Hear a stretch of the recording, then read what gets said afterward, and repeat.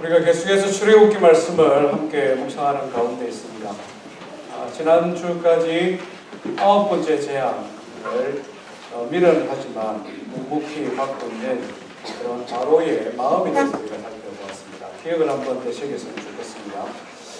성경은 바로의 마음을 완악한 마음이다 이렇게 정의를 하고 있습니다. 완악한 게 어떤 것인가 기억을 한번 되새겨 보시기 바랍니다. 우리 에어컨을 조금 꺼내주시면 좋겠네요.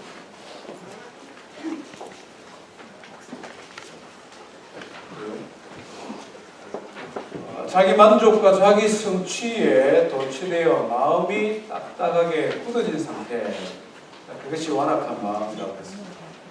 그 결과로 주변에 있는 사람들의 어려움이나 고통을 전혀 헤아리지 못하는 무감각해진 마음, 그것이 완악한 마음이다 이렇게 말을 했습니다.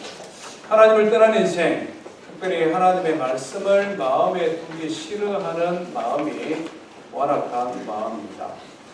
바로는 자기 스스로 그와 같은 길을 선택했다고 생각했지만 그 배후에는 악한 마귀가 역사하고 있었음을 우리가 살펴보았습니다. 마귀의 전략인지도 모르고 자기 스스로 판단하고 결정했다고 하지만 점점점 그 마음에 하나님을 두기 싫어하여 악한 길로 가는 바로 하나님께서는 그를 징계해 주셨습니다. 오늘 우리가 읽은 본문의 마지막 하나님의 재앙, 장자의 재앙입니다. 그리고 그 가운데서도 끝까지 인내를 베풀어 주시는 그 하나님의 인내를 살펴보기를 원합니다. 본문은 출애굽기 11장부터 12장 전체가 되겠는데요. 12장 1절부터 14절 말씀까지를 우리 같이 읽도록 하겠습니다. 출애굽기 12장 1절부터 14절 말씀을 한 번씩 읽겠습니다. 교독합니다. 여호와께서 애굽 땅에서 모세와 아론에게 일러 말씀하시되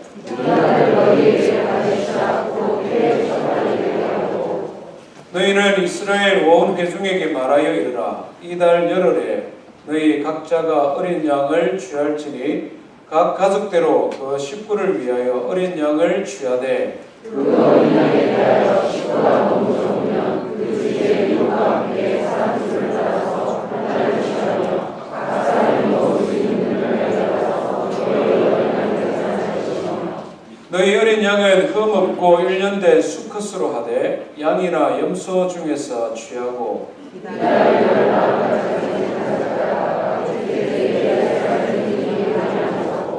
그 피를 양을 먹을 집 좌우 문설주와 인방에 바르고 그 안에 그 고기를 떼고 기름과 쓴나물과 아무로 먹되 날 것으로나 물에 삶아서 먹지 말고 머리와 다리와 내장을 다 불에 부어 먹고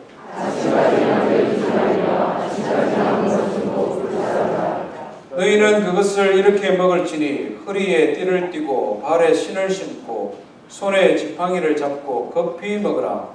이것이 여호와의 유월절이니라. 내가 그 밤에 그 땅에 이르러 사람이나 짐승을 막으라고 그 땅에 있는 모든 처음 난 것을 다 하시고 애굽의 모든 신을 내가 심판하리라. 나는 여호와라. 내가 애굽 땅을 칠 때에 그 피가 너희가 사는 집에 있어서 너희를 위하여 표적이 될지라. 내가 피를 볼 때에 너희를 넘어가리니 재앙이 너희에게 내려 멸하지 아니하리라. 너희는 이 날을 기념하여 여호와의 절기를 삼아 영원한 규례로 이대로 지킬지니라. 아멘. 계속되는 재앙에도 불구하고 끝까지 회개하지 않는 그리고 마음을 완악하게 가지는 애굽 왕 바로에게 하나님께서 마지막 심판, 최후의 심판인 장자 재앙을 선고하고 있습니다. 오늘 본문이 길어서 다 읽지 않았는데요. 11장 1절로 한번 넘어가 보시면 여호와께서 모세에게 말씀하시죠. 이제 한 가지 재앙을 표현합니다. 마지막 재앙이라는 거죠. 이게 마지막 재앙이 될 것이다. 그 재앙의 내용은 5절인데요. 5절 말씀을 한번 같이 읽어봅니다. 시작. 애굽 땅에 있는 모든 처음 난 것은 왕위에 앉아있는 바로의 장자로부터 맷돌 뒤에 있는 몸종의 장자와 모든 가축의 처음 난 것까지 죽으리니 라고 말합니다. 무시무시한 재앙이죠. 바로의 마음은 이 마지막 재앙조차도 재앙에 대한 경고조차도 묵살해버립니다. 그리고 결국 하나님께서는 이 재앙을 애굽 전역에 내리는 것을 보게 됩니다. 오늘 우리가 읽은 출애굽기 12장 12절 말씀에 보면 하반절에 그렇게 기록하죠. 애굽의 모든 신을 내가 심판하리라. 나는 여호와니라. 말하자면 하나님의 이제 마지막 선고입니다. 모든 경고와 유예의 기간이 끝났다. 이제 마지막 남은 것은 심판이다. 내가 심판하리라. 이렇게 말씀하고 있습니다. 이것이 10번째 재앙, 장자의 재앙의 대략적인 내용입니다. 우리가 이 장자의 재앙을 들으면서 한 가지 질문이 생기는데요. 왜 하나님께서는 장자를 죽이는 심판을 경고하신가 하는 것입니다. 특별히 강조되어지는 것은 애굽왕 바로죠. 애굽왕 바로와 맷돌 뒤에 있는 몸종의 장자입니다. 맷돌 뒤에 있는 이 몸종, 이것은 무슨 말이냐면은 이 여성들, 특별히 몸종들은 늦은 시간까지 집안일을 많이 해야 됩니다. 많은 사람들이 다 잠자리 들고 난 다음에도 맷돌을 갈아서 다음날 그들이 먹을 양식을 준비해야 되는데 늦게 잠자리에 들었던 이 몸종들의 아들들까지 하나님께서 심판하시겠다. 이와 같은 내용입니다. 너무 잔인하지 않느냐. 말을 안 듣는 애굽왕 바로만 심판하면 되지. 왜? 모든 이집트 사람들 그리고 노예들까지 심지어는 짐승의 장자들까지 왜 하나님께서 심판하시느냐. 이런 질문이 듭니다. 이것은 역시 하나님께서 9번의 거듭되는 재앙을 통해 말씀하신 그대로 이집트 땅에 있는 우상과 그 우상을 숭배하는 사람들에 대한 하나님의 심판이라고 할 수 있습니다. 장자를 죽이는 것이 어떻게 우상에 대한 심판이 될 수 있느냐 이런 질문을 가질 수 있는데요. 이집트의 우상들 가운데 가장 높은 신은 태양신 라였습니다. 태양신 라는 사실 머리는 독수리 형상을 가지고 몸은 사람의 몸을 가진 반인 반수의 짐승에 불과합니다. 그렇지만 이 태양신 라가 무서운 것은 애굽왕 바로가 자신을 이 태양신 라의 살아있는 아들이라고 주장하기 때문에 그렇습니다. 모든 권력을 가지고 있는 왕이 심지어 살아있는 신이라고 자기 자신을 높이기 때문에 그가 하는 모든 명령, 그가 하는 모든 정치적인 판단은 바로 태양신 라의 판단이요. 그렇기 때문에 아무도 그의 명령을 거절할 수 없는 절대적인 권력을 행사하게 되었다는 것입니다. 이집트 땅에 많은 신이 있지만 그 신의 가장 높은 위치에 하고 있는 것은 바로 애굽왕 바로를 숭배하는 인간 숭배였다 하는 것입니다. 그것이 유적으로 우리에게 많이 남아있는데 이집트 땅에 많은 신전들 있지 않습니까? 거대한 건축물들, 왕의 역적을 자랑하는 오벨리스크에서부터 시작해서 스핑크스 같은 것들, 특별히 피라미드, 이 엄청난 건축물들은 누구를 위해, 무엇을 위해 만들어졌습니까? 고고학자들의 연구에 의하면 이것은 이집트의 종교를 이해하지 않고는 도무지 설명할 수 없다 이렇게 말을 합니다. 이집트 사람들은 죽음의 끝이 아닌지를 알고 있었습니다. 죽음 이후에 생명이 있음을 그들은 믿었습니다. 애굽왕 바로는 자기가 살아서 절대적인 권력을 가진 절대자로 자신의 삶을 누렸습니다. 죽고 나서도 그것이 계속되기를 원했습니다. 피라미드는 바로 이와 같은 바로의 소망이 그대로 건축물로 표현되어진 것입니다. 죽고 난 이후에도 내가 누렸던 그 명예와 권세와 영광을 누리고 싶은 거죠. 그래서 왕들은 자기의 몸을 미이라로 만들었고 죽음 이후에 죽은 자신의 몸이 다른 악한 것들로부터 공격을 당하지 않도록 말 그대로 요새와 같은 건축물들을 만들었습니다. 뿐만 아니라 자기가 살아서 누리던 모든 것을 고스란히 가지고 그 안으로 들어갔습니다. 말 그대로 자기 자신에 대한 숭배를 죽음 이후에도 할 수 있도록, 특별히 죽은 바로가 신으로 다시 환생하여 이집트 땅을 보호한다, 이런 믿음을 그들이 가졌다는 것입니다. 따라서 이 10번째 재앙, 애굽의 왕인 바로의 장자부터 짐승에 이르기까지 모든 장자를 멸하신다 하는 이 심판은 인간 숭배, 극도로 팽창해 있는 이집트 땅의 인간 숭배에 대한 하나님의 심판이다, 이렇게 정의할 수가 있겠습니다. 이 하나님의 마지막 심판이 오늘 우리에게 주는 교훈들이 많이 있는데요.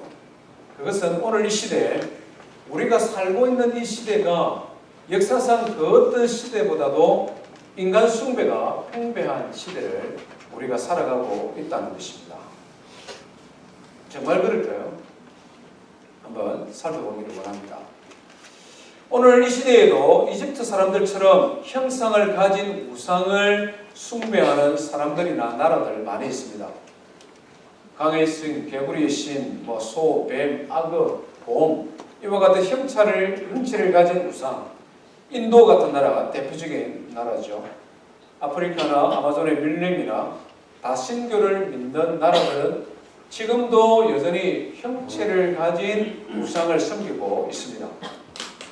그런가 하면 아주 과학 문명이 극도로 발달한 오늘 이 시대의 문명 사회 속에서는 형체는 없습니다만은 형체를 가진 우상보다 더 심하게 사람들의 마음을 지배하고 생각을 지배하는 우상들이 많이 있는 것을 우리는 알고 있습니다. 어떤 것들이 있습니까? 가장 대표적인 것이 우리가 사용하는 돈, 권력, 명예, 인기, 승리, 성공, 성, 정치적인 이념, 이와 같은 것들이 우상이 되어 우리의 마음을 지배하고 있다는 것입니다. 사실 이와 같은 것은 우리 인생의 삶에 필요한 것들이죠.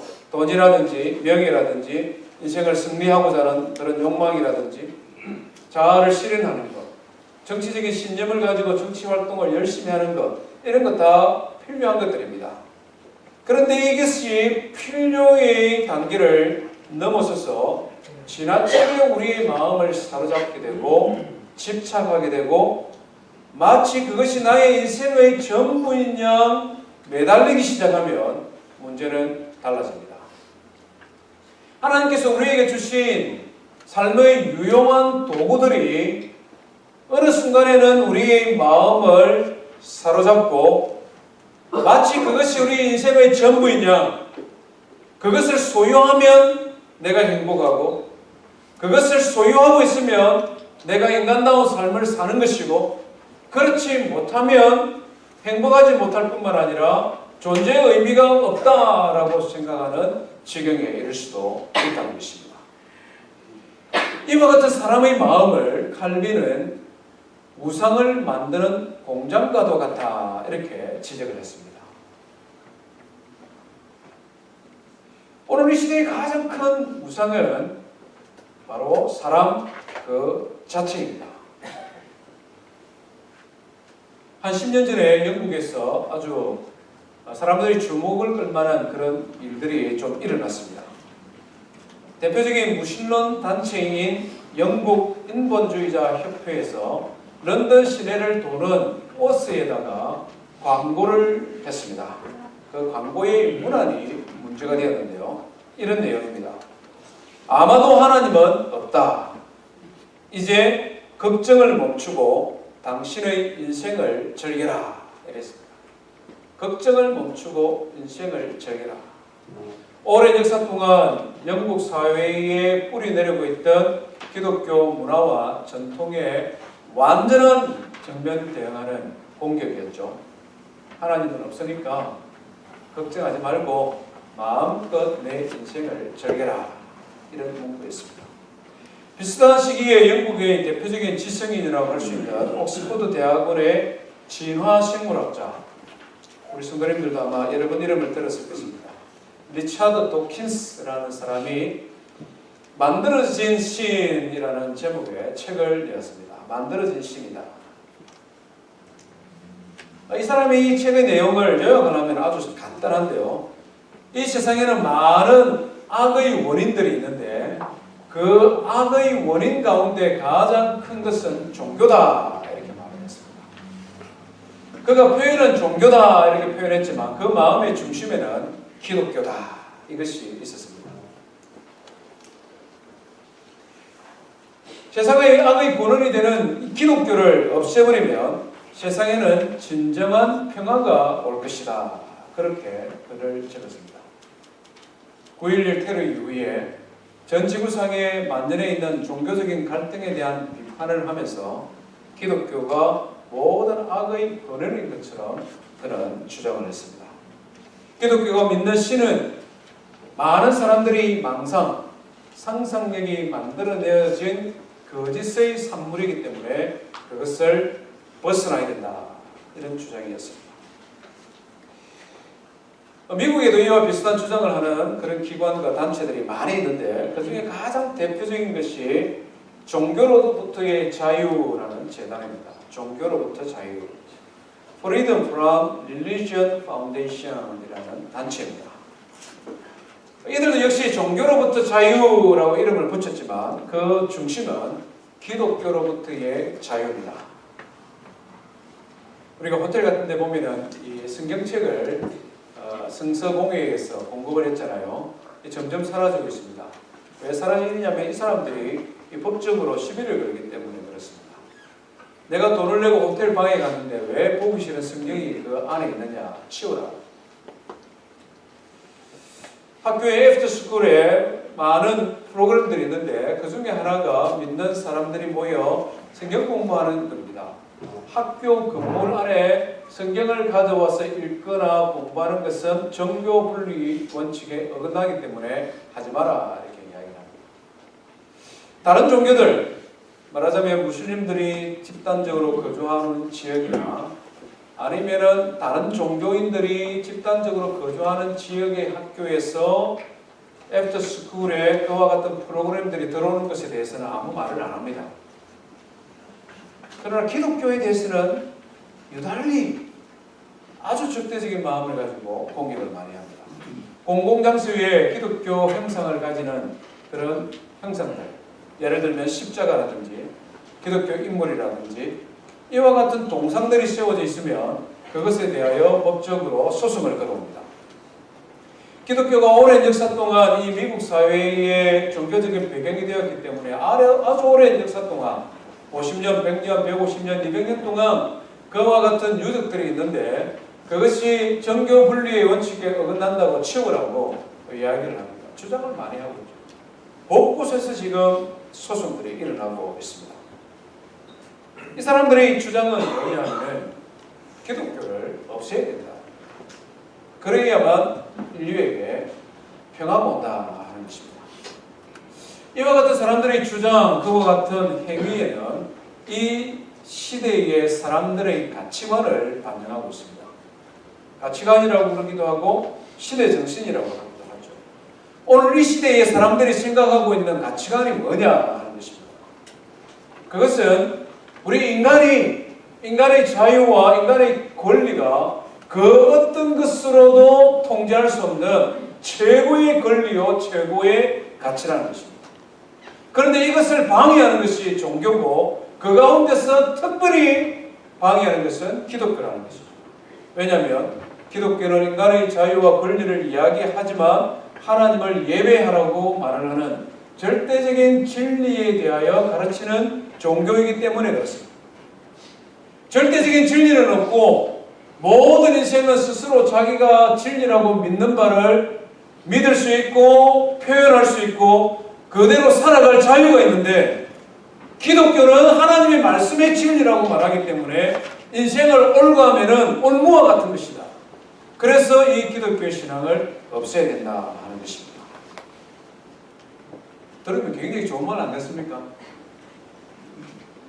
미처 내가 몰랐던 것을 오늘 목사님이 가르쳐 주시니 감사합니다. 이렇게 생각하는 분들 계시니까?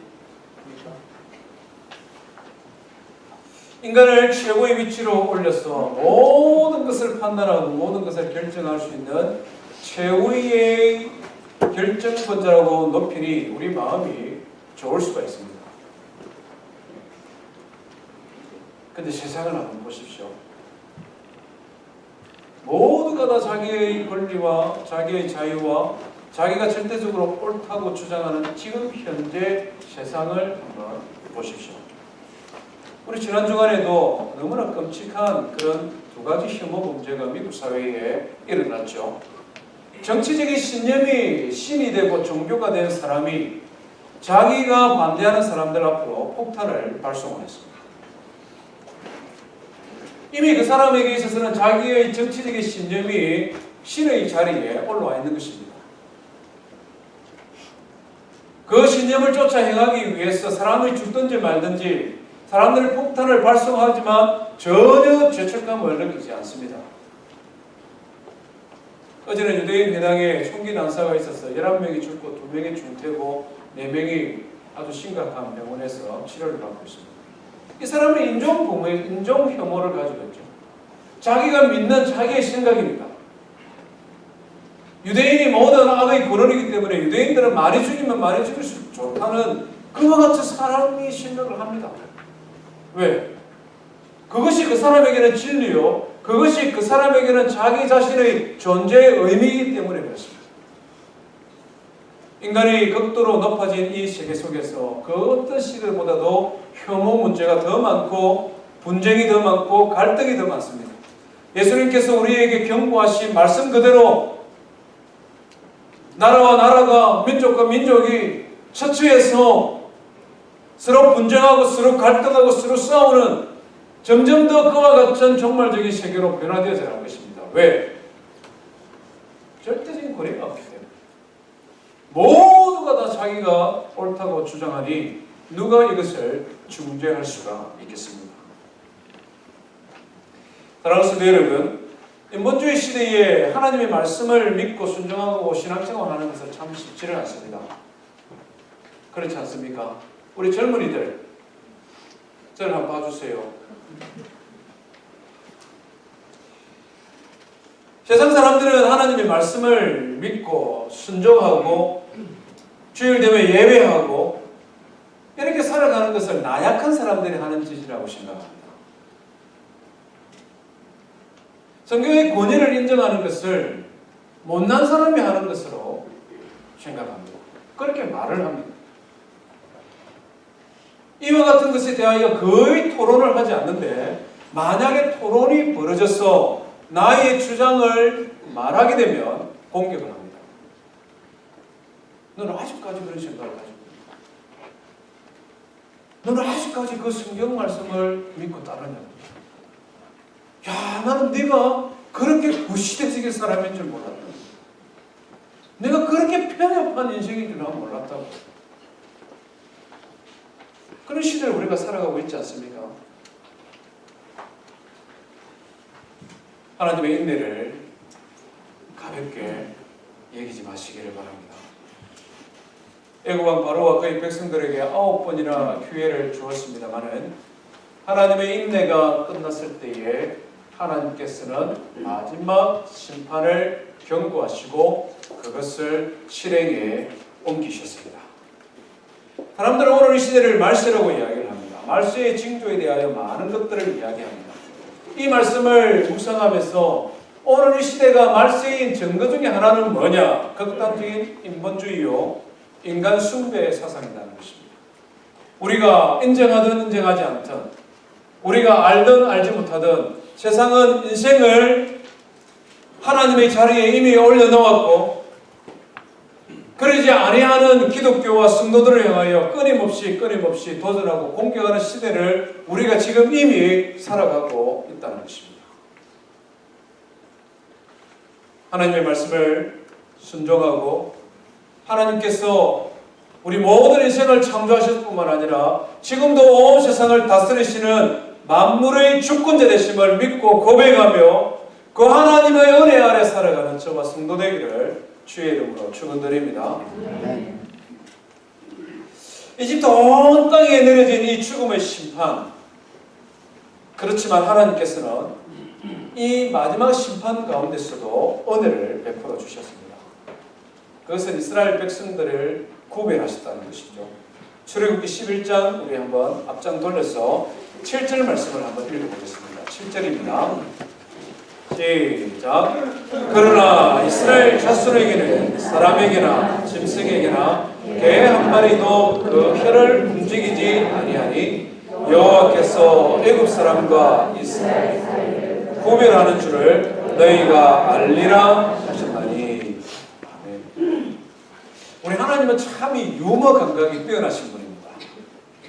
이런 엄청난 무시무시한 재앙을 선포하시면서도 뭐라고 말씀합니까? 사람에게나 짐승에게나 그 다음에 뭐죠?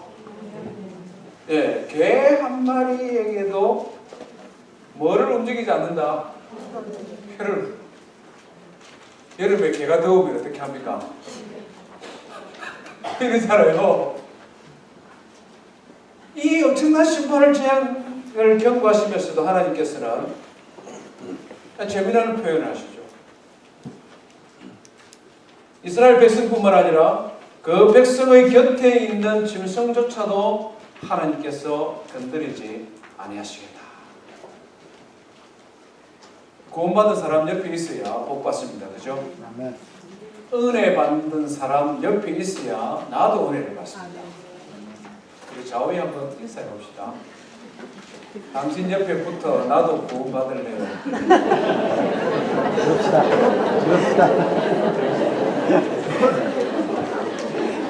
아니 그저 하는 말 아닙니다. 우리 잘 붙어 있어야 돼요. 우리 성도님들 우리 어떻게든 잘 붙어 있어야 됩니다. 서로 위로하고 격려하면서 붙어 있어야 돼요. 구원은 가족 단위로 하나님께서 말씀하시죠. 그죠? 가족 단위로 말씀합니다. 그 집에 있어야 돼요. 그 방주 안에 들어가야 돼요. 그 교회 공동체 안에 꼭 붙어 있어야 된다. 사람뿐만 아니라 개도 건드리지 아니하신다. 우리 하나님 참 멋지고 재미나는 말씀입니다. 12장 전체는 이 하나님의 약속이 어떻게 성취되어지는가 이것을 우리에게 가르쳐주고 있는데요.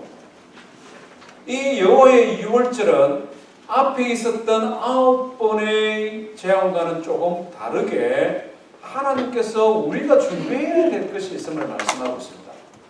지금까지는 하나님께서 그냥 스스로 막아주셨습니다.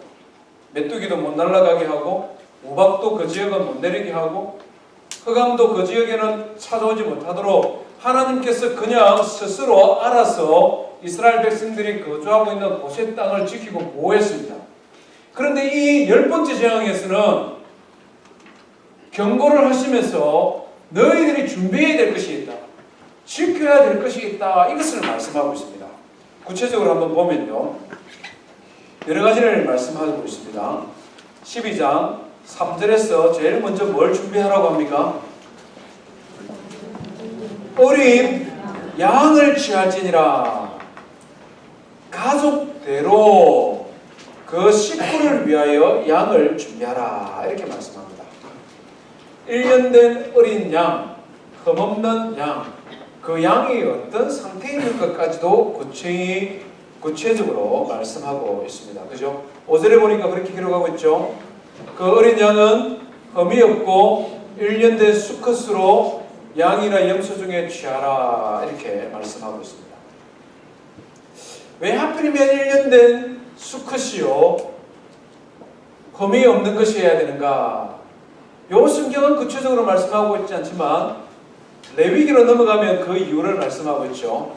흠이 없는 것이라야 여호와 하나님께 드리기에 합당하다는 것이죠. 이것은 장차 이 세상에 오실 어린 양 대신 예수 그리스도, 죄가 없으신 흠이 없으신 예수님의 모습을 마치 그림처럼 우리에게 보여주고 있는 것 같습니다. 고기를 준비하는 방법도 가르쳐 주시오. 6절 한번 보실까요? 열날까지 기다렸다가 4일 동안 간직했다가 언제 잡으라고요? 해가 질 때 잡고, 8절에 보니까 먹을 때는 어떻게 먹으라고요? 불에 구워서 무교봉, 이거는 딱딱한 빵입니다. 무교봉과 함께 썬 나물로 먹고, 9절에 구체적으로 뭐라고 말합니까? 날것으로나 물에 삶아서 먹지 말고 다 불에 구워 먹으라. 7절에서는 또 뭐라고 말합니까? 그 피를 양을 먹을 집 좌우 문술주와 임방에 바르고. 이게 좀 이상한 말씀입니다. 왜냐하면 본래 유대인들이 음식 먹을 때 이래 안 먹거든요. 식구들을 먹을 것 같으면 그냥 큼지막한 거 한 마리 잡으면 되지 않습니까? 하필이면 어린 양을 잡아라. 왜 말씀을 하십니까? 어떤 사람은 삶아 먹는 거 좋아하는데 어떤 사람은 싱싱한 이 육회도 좋아하잖아요. 그런데 왜 하필이면 구워서 먹으라 이렇게 말씀을 합니다. 먹을 때도 하루 일과를 다 마치고 편안한 마음으로 깨끗이 씻어 여유있게 안 먹고 어떻게 먹으라고 합니까? 허리띠를 띠고 발에 신을 신고 지팡이를 들고 급하게 먹으라. 급하게 먹으면 어떻게 됩니까? 체하잖아요. 급하게 먹으라. 빵도 딱딱한 거, 소화 잘 안 되는 거. 나물도 기왕이면은 이게 소화 잘 되는, 잘 넘어가는 나물을 먹어야 되는데 이 썬 나물, 맛도 없는 거, 왜 그걸 가지고 먹으라고 그러시나요? 여러 가지 영적인 의미가 있습니다만은 오늘 이 말씀 속에서 우리에게 주는 중요한 교훈이 있는데요. 이집트 땅에 온 백성들이 죽는 재앙을 내리면서 하나님께서는 이스라엘 백성들에게 이상한 명령을 내리고 있다는 것입니다. 평상시 그들의 식습관과는 전혀 다른 규칙을 말씀하고 있습니다. 중요한 것은 이스라엘 백성들이 철저히 그 말씀에 순종하고 있다는 것입니다. 우리 28절 한번 읽어봅니다. 12장 28절 같이 읽습니다. 시작. 이스라엘 자손이 물러가서 그대로 행하되 여호와께서 모세와 아론에게 명령하신 대로 행하니라. 강조되고 있죠. 그대로 행하되 명령하신 대로 행하니라. 50절도 한번 보십시다. 50절. 12장 50절 시작. 온 이스라엘 자손이 이와 같이 행하되 여호와께서 모세와 아론에게 명령하신 대로 행하였으며. 여호와의 유월절에 많은 교훈들이 우리에게 있습니다만 가장 먼저 우리가 놓치지 말아야 될 것은 이스라엘 백성들이 여호와의 말씀 그대로 행했다 하는 것입니다. 우리가 참 바꾸기 어려운 것이 있는데 이 먹는 방법입니다. 그렇잖아요. 아주 어렸을 때에 어머니가 만들어주신 방식대로 입에 익숙해 있기 때문에 이 먹는 건 참 바꾸기 어려워요. 습관적으로 내가 좋아하는 것, 좋아하는 방식이 있지 않습니까? 그런데 하나님께서는 이스라엘 백성들에게 전혀 다른 방식으로 음식을 만들어서 먹으라고 하는데 이스라엘 백성들은 거기에 대하여 의문을 제기하지 않습니다. 하나님이 말씀하신 그대로 그 명령하신 대로 행했다는 것입니다. 9번 재앙이 반복되는 동안 그들은 깨달아 알게 되었습니다. 9번 재앙이 애굽 땅에 임하는 동안 그들은 알게 되었습니다. 하나님께서 말씀하시면 그 말씀이 그대로 성취되어진다는 것을 그들은 깨닫게 되었습니다. 하나님의 말씀에 순종하면 그것이 비록 내가 지금까지 살아온 방식과 다르고 지금까지 세상 사람들이 나에게 주장하며 가르쳐왔던 것과는 다르다 할지라도 그 하나님의 말씀에 순종하는 길에 생명이 있음을 그들이 보게 되었다는 것이죠. 하나님을 믿는 믿음의 사람으로 돌아와 있다는 것입니다. 9번의 재앙을 거치면서 그들은 하나님의 말씀에 순종하는 하나님의 아들과 딸들로 변화되어져 있었다는 것이죠. 우리가 이 땅을 살아가면서 하나님의 자녀가 될 때에 우리는 이런 가정이 필요합니다. 우리가 교회당에 와서 예배당에 앉아 하나님 앞에 예배드리고 우리가 예수 믿는 사람이라고 말을 하며 살아간다고 해서 우리가 하나님의 아들과 딸이 되는 것이 아닙니다. 우리가 하나님의 아들과 딸이 되어 구원받아 하나님의 백성이냐 아니냐 그것을 결정하는 분수령은 우리가 주님이 주신 하나님의 말씀을 진리의 말씀으로 받아들이고 그 말씀에 순종하느냐 순종하지 않느냐 그것에서 사망과 생명이 분수령이 되는 것을 기억하시기를 바랍니다.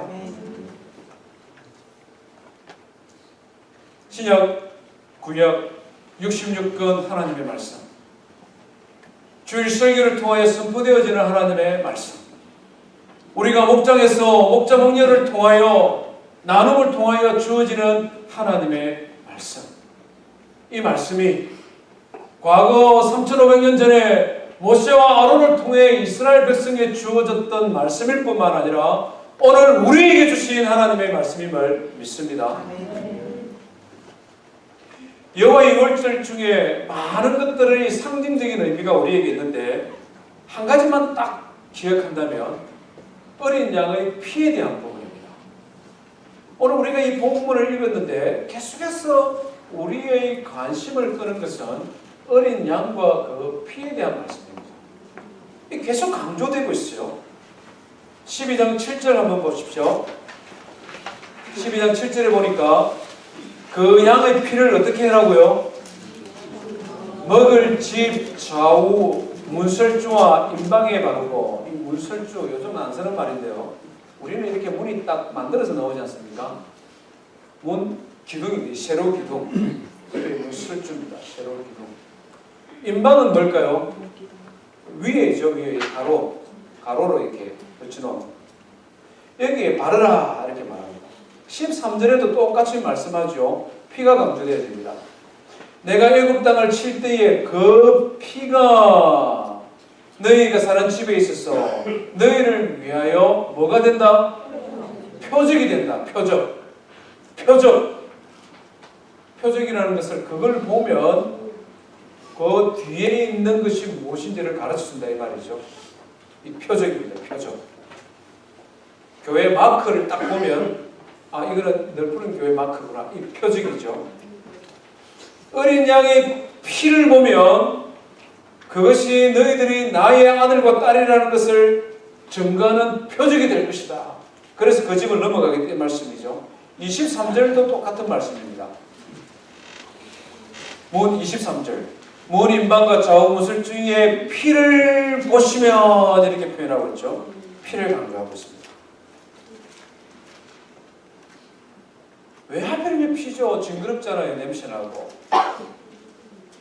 그냥 빨간 천을 달아라 할 수도 있고 아니면 하나님 앞에 항복했다는 의미로 전부 다 흰 깃발 꼽아 뭐 이렇게 할 수도 있잖아요. 왜 하필이면 사람 사는 집에다가 이 피를 발라라고 할까요? 그리고 다음 주 승찬씨 갈 때 이 부분을 좀 더 깊이 다루겠습니다만은 이 어린 양의 피는 이스라엘 백성들의 죄를 대신 씻어내리는 역할을 했습니다. 이 유월절 밤에 이집트 온 땅의 집집마다 전부 다 사람이 죽어나갔습니다. 장자들이 없는 집이 없잖아요. 다 죽어나갔습니다. 이스라엘 사람들이 사는 집에도 죽었다는 것입니다. 그런데 이스라엘 사람들의 집에는 장자가 죽은 것이 아니라 누가 죽었습니까? 누가 죽었습니까? 어린 양이 죽었다. 어린 양이 죽었다. 1년 된 수컷 흠없는 양이 이스라엘 백성들을 대신하여 죽었기 때문에 하나님의 심판이 그 집은 넘어서게 되었다는 것입니다. 여기에 중요한 원리가 있죠. 어린 양의 피에 뭔가 신비한 능력이 있어서 그렇습니까? 전혀 아니죠.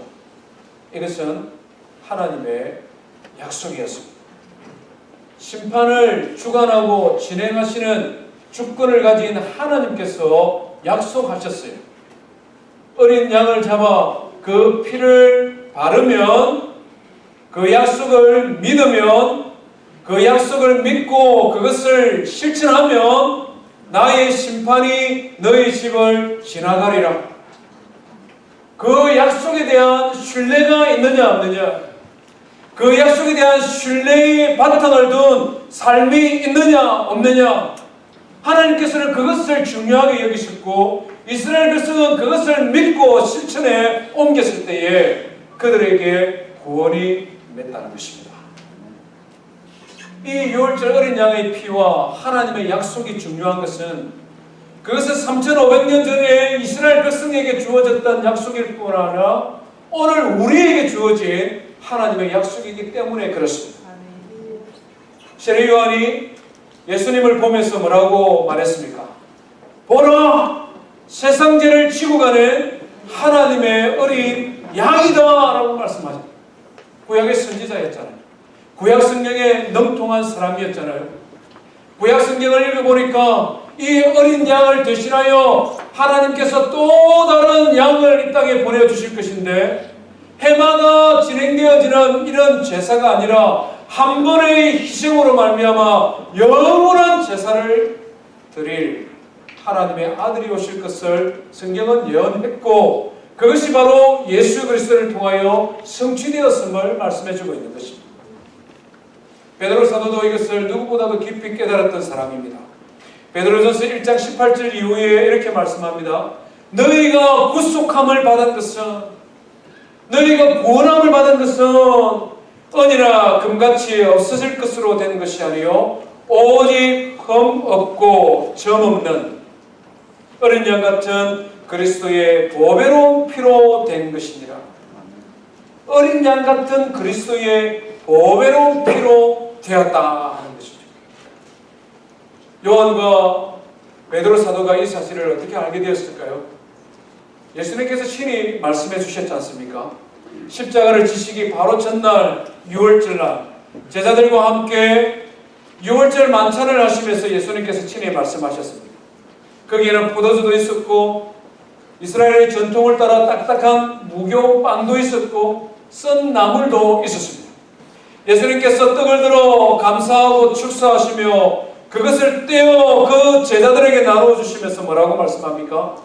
이것은 너희를 위하여 주는 나의 몸이니라고 말씀합니다. 예수님께서 십자가에 달려 죽으실 텐데 그 십자가에 달려 죽으심이 바로 우리의 구원을 위한 희생이라고 말씀하시는 것이죠. 포도주의 잔을 나누시면서 동일하게 말씀하셨습니다. 이 잔은 내 피로 씌우는 새 언약이니 곧 너희를 위하여 붓는 것이다. 새 언약이다. 과거 유월절을 통하여 이스라엘 백성과 하나님께서 언약을 맺으셨다면 이제는 예수 그리스도의 십자가를 통하여 새롭게 언약이 맺어지셨는데 이 언약은 단지 유대인뿐만 아니라 예수 그리스도의 십자가를 믿는 모든 인류, 오늘 저와 여러분을 포함한 모든 나라, 모든 민족, 모든 족속들이 누구든지 간에 예수 그리스도의 피를 믿는 그들에게 하나님께서 구원을 주심에 대한 새로운 언약이라고 말씀하고 있는 것입니다. 우리가 이 언약을 믿음으로 말미암아 구원을 받지 않습니까? 누구든지 예수 그리스도를 구주로 고백하는 사람, 하나님의 새 언약으로 말미암아 하나님의 아들과 딸이 되고 하나님의 심판에서 구원받는 것을 믿으시기를 바랍니다.